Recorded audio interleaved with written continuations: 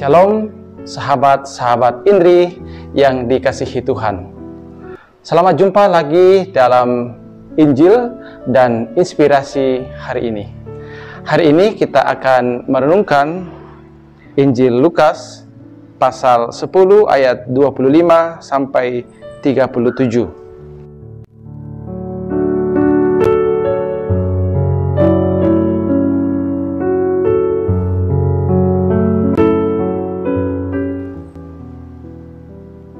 Mari kita awali perjumpaan ini dengan tanda kemenangan Kristus. Dalam nama Bapa dan Putra dan Roh Kudus. Amin. Pada suatu ketika, seorang ahli kitab berdiri hendak mencoba Yesus. Guru, apakah yang harus kulakukan untuk memperoleh hidup yang kekal?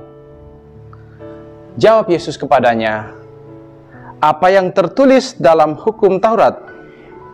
Apa yang kau baca di sana?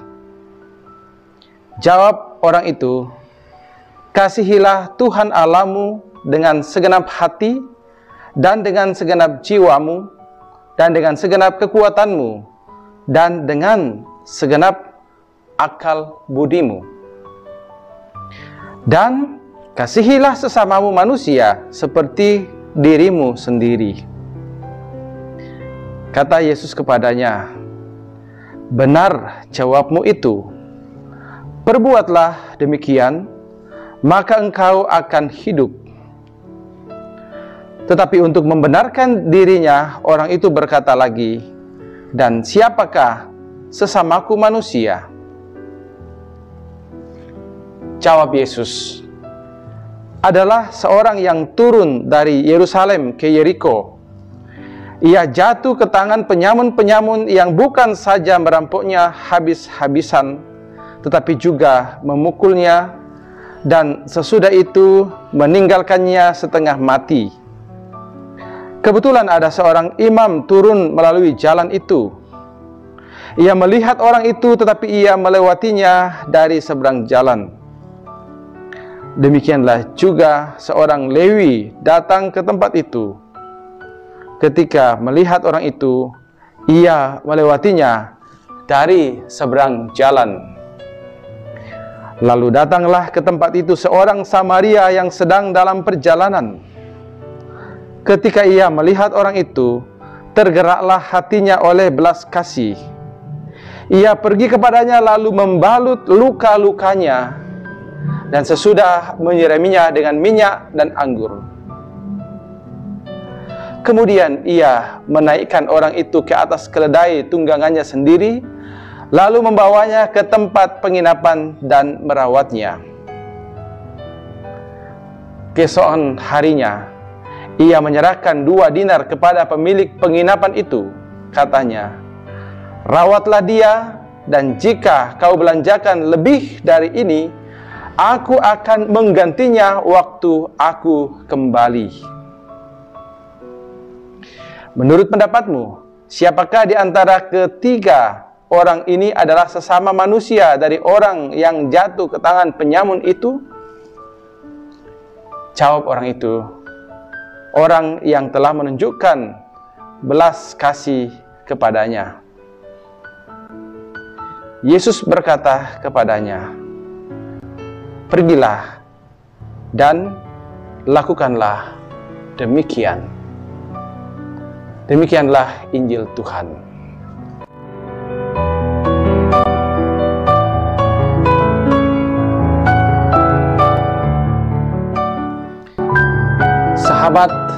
Sahabat Indri yang dikasihi Tuhan. Bacaan Injil hari ini mengisahkan kepada kita bagaimana seorang ahli kitab datang mencoba Yesus tentang bagaimana memperoleh hidup yang kekal. Ahli kitab meskipun dikatakan hanya mencoba Yesus, menghendaki bahwa jawaban Yesus akan penuh dengan resep-resep dan petunjuk-petunjuk untuk memperoleh hidup yang kekal. Namun jawaban Yesus menunjuk hanya pada dua hal pokok, yaitu kasih kepada Allah dengan segenap hati, pikiran, tenaga, dan akal budi. Dan yang kedua, kasih kepada sesama seperti diri sendiri. Kasih itu arahnya dua, vertikal kepada Allah dan horizontal kepada sesama.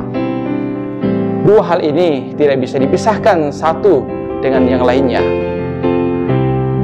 Kasih kepada Allah harus diungkapkan dan dinyatakan dalam mengasihi sesama. Pertanyaan ahli kitab kepada Yesus, siapakah sesamaku manusia, sesungguhnya tidak lagi terlalu relevan untuk kita dan tidak penting-penting amat. Sebab sesungguhnya kita sudah tahu siapa sesama kita. Yang penting untuk direnungkan adalah bagaimana mengasihi sesama kita. Apa yang harus kita lakukan untuk mengasihi sesama kita? Perumpamaan orang Samaria yang baik hati yang ditampilkan Yesus menunjukkan kepada kita bahwa kasih kepada sesama harus ditunjukkan dengan menghilangkan batas-batas pemisah, batas-batas golongan, batas-batas agama dan suku. Inilah sesungguhnya hal-hal yang sering menghambat dan menghalangi kita untuk mengasihi sesama kita. Kita masih sering mengasihi bila kita seiman, kita sekampung, atau seprofesi. Untuk itu, sahabat-sahabat Indri yang dikasihi Tuhan, kisah Injil hari ini mengajak kita untuk berani melangkah lebih jauh dan berani mendobrak penghalang-penghalang dan batas pemisah untuk mengasihi sesama. Orang Samaria telah menunjukkan teladan kepada kita bagaimana mengasihi dengan hati. Dengan mengasihi sesama dengan hati tanpa memandang latar belakang, suku, agama, dan golongan. Kita telah mewujudkan kasih kepada Allah secara menyeluruh. Sebab Allah hadir untuk semua dan di dalam semua. Sahabat-sahabat Indri yang dikasihi Tuhan, marilah kita mohon rahmat Allah agar kita mampu mengasihi Allah dengan tulus hati dan juga mengasihi sesama kita. Tuhan memberkati kita. Amin.